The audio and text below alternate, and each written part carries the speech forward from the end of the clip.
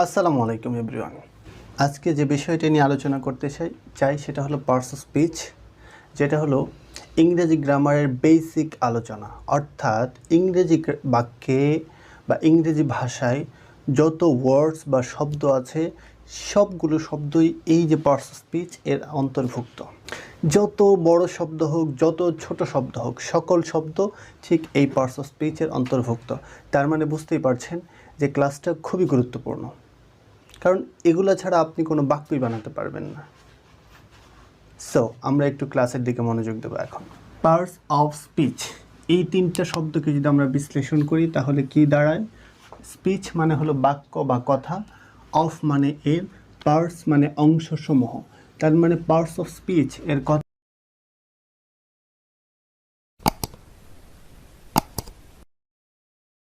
সামষ্টিক অর্থ হলো বাক্য বা কথার অংশসমূহ।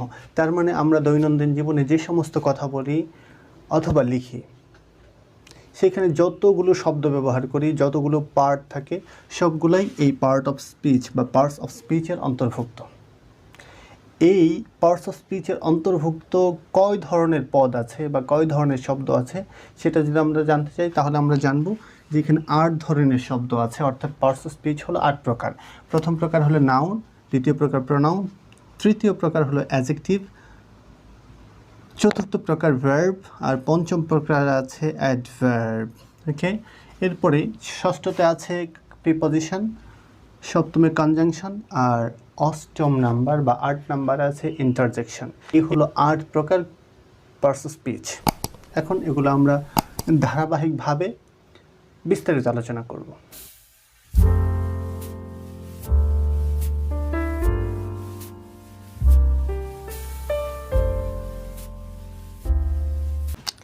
পার্টস অফ স্পিচের পরে এখন আমরা যে বিষয়টি নিয়ে আলোচনা করব সেটা হলো পার্টস অফ স্পিচ যে 8 প্রকার আছে তার প্রথম প্রকার অর্থাৎ নাউন নিয়ে আমরা আলোচনা করব।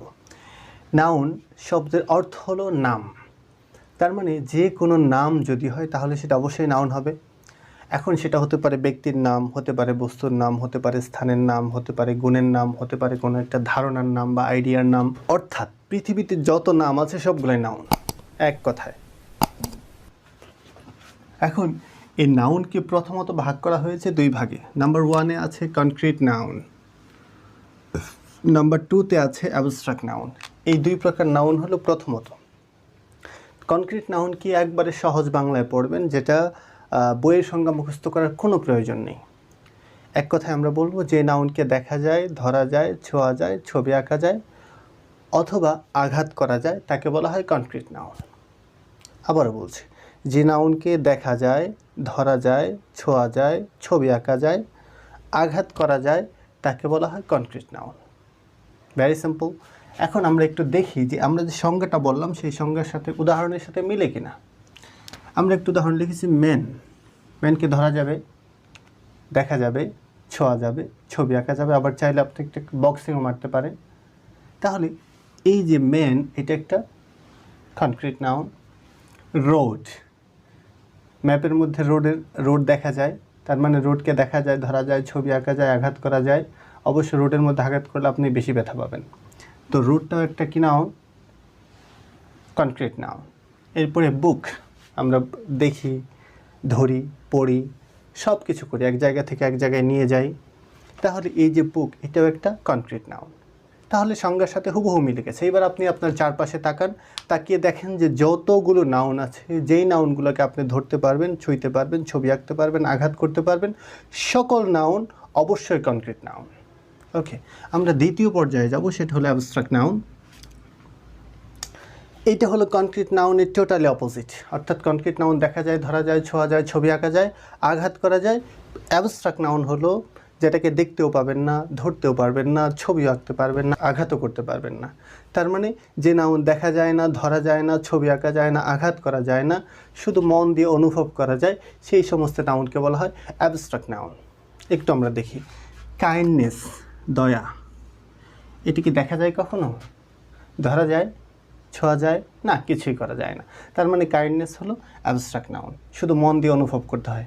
আল্লাহ আমাদের ভালোবাসেন, তার দয়া আমাদের প্রতি আছে, এটা আমরা আসলে বুঝি, কখনো এটা দেখি না। আবার বিউটি, সৌন্দর্য। এটা কি দেখা যায়? না। কেউ একজন দেখতে খুবই সুন্দর বা সুন্দরী, তাকে দেখতে পাই, কিন্তু সুন্দর কী জিনিস বা সুন্দরী কী জিনিস বা সৌন্দর্য কী জিনিস এটা কিন্তু আমরা কখনো দেখি না। এটা জাস্ট আমাদের মন বলে যে এই সুন্দর, এই হ্যান্ডসাম, ফুলটা খুব সুন্দর। এই সুন্দর জিনিসটা আসলে এটা আমাদের পারসেপশন নেয়। আমাদের যে ভিতরে একটা বিবেক আছে, অনুভূতি আছে, অনুভূতি এটাকে নেয় যে এটা ভালো, এটা খারাপ। তার মানে বিউটি এটাকে আসলে দেখা যায় না, ধরা যায় না, ছোঁয়া যায় না, ছবি আঁকা যায় না, বরং মন থেকে শুধু অনুভব করা যায়। তাই এই বিউটি হলো অ্যাবস্ট্রাক্ট নাউন। অনুরূপভাবে আরও আছে আগলি, তারপরে আরও আছে ফ্রিডম, এরকম যত আছে, কারেজ, ব্রেভ, যতগুলো আছে সবগুলোই দেখাও যাবে না, ধরাও যাবে না। এবার আপনি আপনার মন থেকে একটু চোখ বন্ধ করে ভাবেন যে কি কি গুণ আছে, কি কি শব্দ আছে যেগুলোকে দেখা যায় না, ধরা যায় না, ছোঁয়া যায় না, কিন্তু মন দিয়ে অনুভব করা যায়, সেটাকে বলা হয় অ্যাবস্ট্রাক্ট নাউন। এরপরে আমরা দেখব সেটা হলো কনক্রিট নাউন। এই কনক্রিট নাউনকে আবার 4 ভাগে ভাগ করা হয়েছে। আমি আপনাদেরকে এখানে দেখিয়ে দিয়েছি এইভাবে। কনক্রিট নাউনকে 4 ভাগে ভাগ করা হয়েছে। একটা হলো কি প্রপার নাউন, দ্বিতীয় নম্বরে আছে কমন নাউন, 3 নম্বরে আছে কালেকটিভ নাউন, আর 4 নাম্বার বা সর্বশেষে আছে ম্যাটেরিয়াল নাউন। তো প্রপার নাউন কি আমরা একটু বোঝার চেষ্টা করি। প্রপার মানে হলো নির্দিষ্ট, পার্টিকুলার, অর্থাৎ যেই নাম দ্বারা কোন নির্দিষ্ট ব্যক্তি, বস্তু, স্থান বা দেশ ইত্যাদিকে বোঝাবে।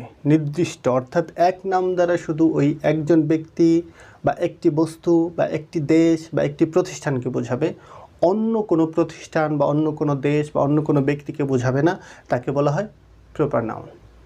আমরা একটু বোঝার চেষ্টা করি। রানা বললে কি মফিজকে বোঝাবে? না, একজন মাত্র ব্যক্তিকে বোঝাবে, তাই রানা হলো প্রপার নাউন। অনুরূপভাবে যদি বলি ঢাকা বললে ইন্ডিয়ার মধ্যে একটা দিল্লি আছে, এই দিল্লিকে বোঝাবে? বাংলাদেশে চট্টগ্রাম আছে, খুলনা আছে, নোয়াখালী আছে, এগুলোকে বোঝাবে? নো।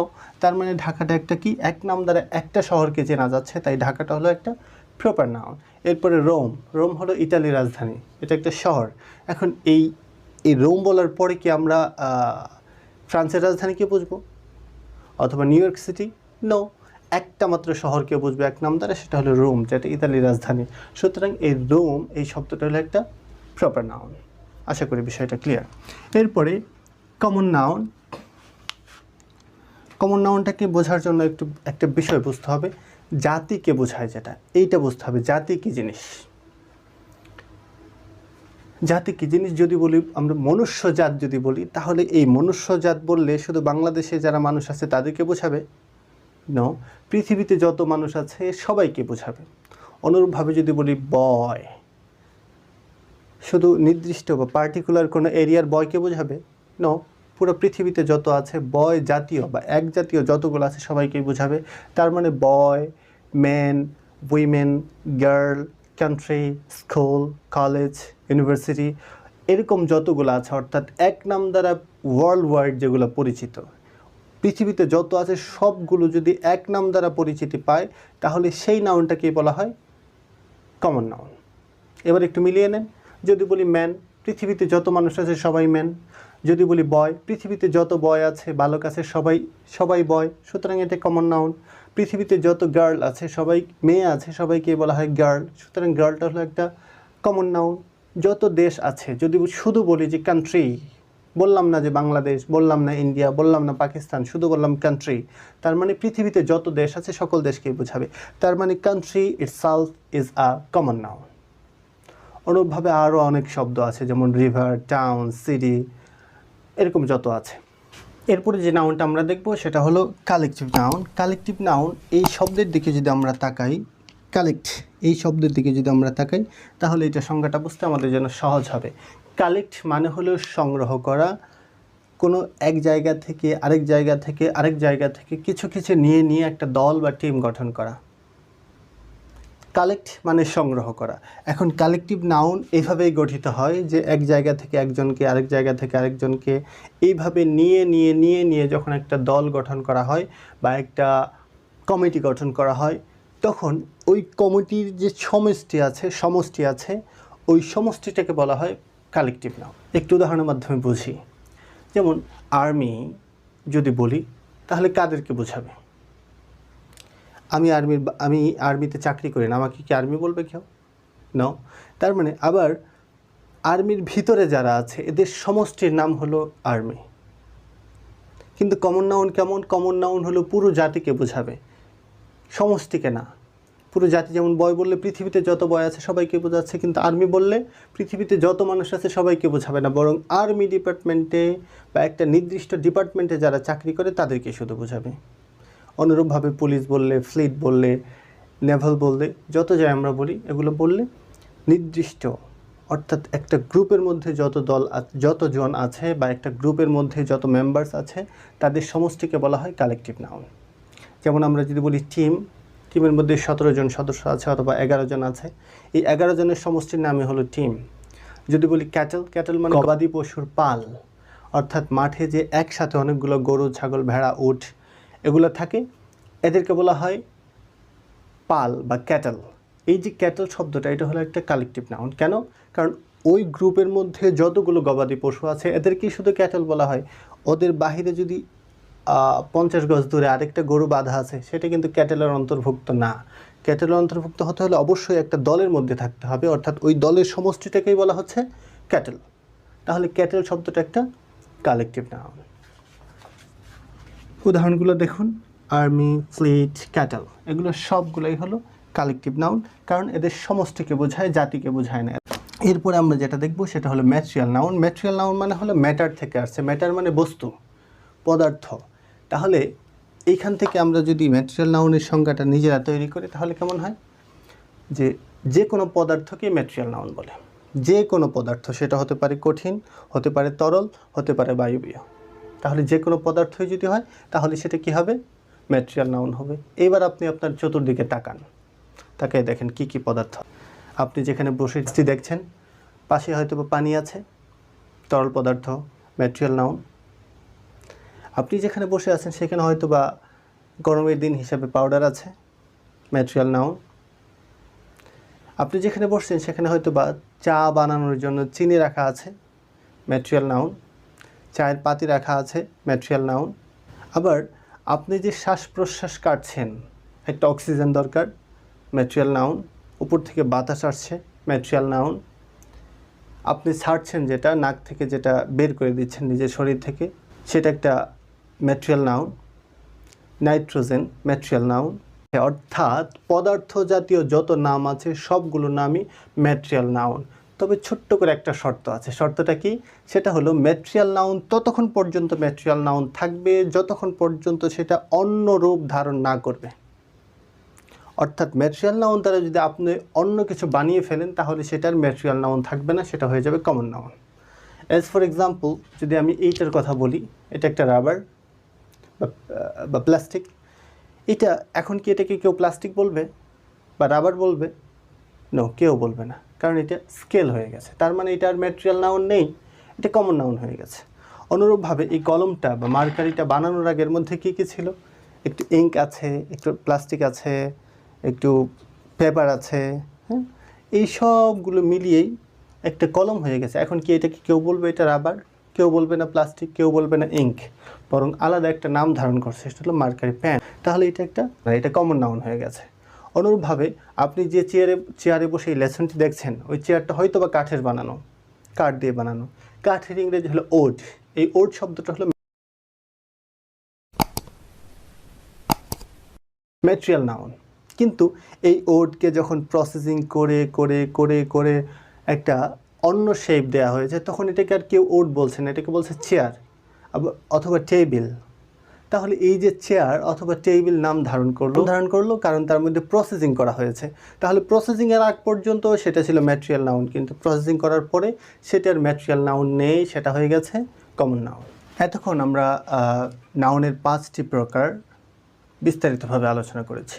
এখন যে বিষয়টা আমরা দেখব, এই নাউনগুলোকে আমরা 5 ভাগে ভাগ করলাম, এই নাউনগুলোকে আবার গণনা করা না করার দিক থেকে দুই ভাগে ভাগ করা যায়। অর্থাৎ কিছু নাউন আছে যেগুলোকে গণনা করা যায়, আবার কিছু নাউন আছে যেগুলোকে গণনা করা যায় না। সুতরাং এই দৃষ্টিকোণ থেকে, অর্থাৎ কিছু নাউনকে গণনা করা যায় আর কিছু নাউনকে গণনা করা যায় না, এই দৃষ্টিকোণ থেকে নাউনগুলোকে আবার দুই ভাগে ভাগ করা হয়েছে। আচ্ছা বলুন তো, এই যে 5 প্রকার নাউন আমরা পড়লাম, এর মধ্যে কোন কোন নাউনগুলো গণনা করা যায় আর কোন কোন নাউনগুলোকে গণনা করা যায় না? এই নাউনগুলোকে গণনা করা যায় সেটা হলো প্রপার নাউন, কমন নাউন এবং কালেকটিভ নাউন। অর্থাৎ এই 3 প্রকার নাউনকে গণনা করা যায়। আর যে সমস্ত নাউনকে গণনা করা যায় না সেগুলো হলো অ্যাবস্ট্রাক্ট নাউন, যেটা দেখা যায় না, ধরা যায় না, ছোঁয়া যায় না, সেটাকে আপনি গণনা করবেন কি করে? আরেকটা হলো ম্যাটেরিয়াল নাউন, যেমন পানি যদি আপনাকে দিয়ে গণনা করতে পারবেন না, লবণ যদি আপনাকে দিয়ে গণনা করতে পারবেন না, যদি পাউডার দিয়ে আপনাকে গণনা করতে পারবেন না, তাহলে গণনা করা যাচ্ছে না 2 প্রকার নাউন, একটা হলো ম্যাটেরিয়াল নাউন আর একটা হলো অ্যাবস্ট্রাক্ট নাউন। আর গণনা করা যাচ্ছে 3 ধরনের নাউন, একটা হলো প্রপার নাউন, কমন নাউন এবং কালেকটিভ নাউন। চলুন একটু দেখে নেওয়া যাক। তাহলে গণনা করা না করার দিক থেকে নাউন 2 প্রকার, একটাকে বলা হয় কাউন্টেবল নাউন আর একটা হলো আনকাউন্টেবল নাউন।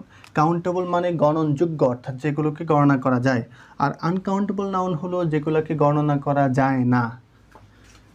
এখন এই কাউন্টেবল নাউনগুলো হলো প্রপার নাউন, কমন নাউন এবং কালেকটিভ নাউন। যেমন প্রপার নাউনে Rashed, national ideal school, Dhaka university, Islamic university, national university, এগুলো সবগুলোই গণনা করা যায়।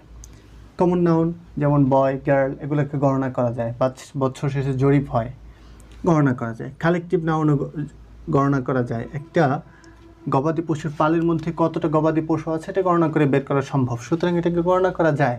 আর্মির মধ্যে কতজন লোক আছে এটা গণনা করে বের করা যায়। পুলিশ বাহিনীতে কতজন লোক আছে গণনা করে বের করা যায়। একজন টিমে কতজন খেলোয়াড় আছে গণনা করে অবশ্যই বের করা যায়। তাহলে এই যে কাউন্টেবল নাউনের অন্তর্ভুক্ত হলো proper noun, common noun, collective noun, এদেরকে বলা হয় কাউন্টেবল নাউন। আর গণনা করা যায় না অর্থাৎ আনকাউন্টেবল নাউন হলো অ্যাবস্ট্রাক্ট নাউন, যেটা দেখা যায় না, গণনা করা সম্ভব না। আর ম্যাটেরিয়াল নাউন যেটাকে গণনা করা যায় না বরং পরিমাপ করা যায়, যেমন আপনি চাল, ধান, লবণ, মরিচ, এরপরে আছে চিনি, এগুলোকে কখনো গণনা করে কেনেন না বা বিক্রি করেন না। কিভাবে কেনেন, বিক্রি করেন? ওজন করে। সুতরাং ম্যাটেরিয়াল নাউনকে কখনো গণনা করা যায় না, সুতরাং এই ম্যাটেরিয়াল নাউন হলো আনকাউন্টেবল নাউন। তো আজকের লেসনে আমরা যা যা পড়লাম সেটা হলো পার্টস অফ স্পিচ কাকে বলে, পার্টস অফ স্পিচ কত প্রকার। এরপরে পার্টস অফ স্পিচের যে প্রথম প্রকার ছিল সেটা হলো নাউন। নাউনকে আমরা শিখলাম যে নাউন প্রথমত 2 প্রকার, কনক্রিট, অ্যাবস্ট্রাক্ট। কনক্রিট নাউন দেখা যায়, ধরা যায়, ছোঁয়া যায়, ছবি আঁকা যায়, আঘাত করা যায়। আর অ্যাবস্ট্রাক্ট নাউন হলো যেটাকে দেখা যায় না, ধরা যায় না, ছোঁয়া যায় না, ছবি আঁকা যায় না এবং আঘাতও করা যায় না।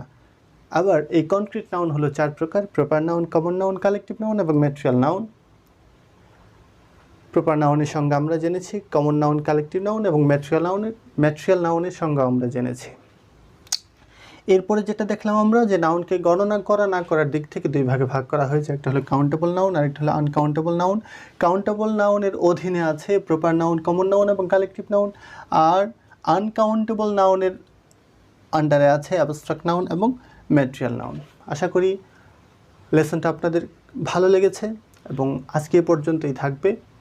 ইনশাল্লাহ আগামী ক্লাস হবে নতুন কোনো বিষয়ে। চ্যানেলটি যারা এখনও সাবস্ক্রাইব করেন নাই তারা অবশ্যই চ্যানেলটিকে সাবস্ক্রাইব করবেন এবং পাশে থাকা বেল বাটনটি প্রেস করে রাখবেন যাতে করে নিত্য নতুন ক্লাস আপনার কাছে পৌঁছে যায় সবার আগে।